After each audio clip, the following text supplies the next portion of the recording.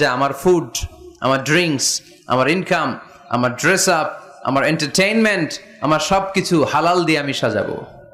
আমার জীবনটাকে আমি হালাল দিয়ে সাজাবো। রাজি আছি না নাই? সব হালাল হইতে হবে। নারীদের ফ্যাশন, অনেক নারীরা ফ্যাশন সচেতন। খবরদার, নারীরা টাইট ফিটিং পোশাক পরতে পারবে না। পারবে? পাতলা পোশাক পরতে পারবে না। তারা নিজেদেরকে আবৃত করে রাখতে হবে। টাইট ফিটিং পোশাক পরতে পারবে না, অন্য ধর্মের পোশাক পরতে পারবে না, পর চুলা লাগাতে পারবে না। এই ফোর কর্নার্স, এই বর্ডার গুলো মেনে নারী যে কোনো ধরনের ফ্যাশন নিতে পারে। এই ফ্যাশন গুলোকে বৈধ করেছে কে?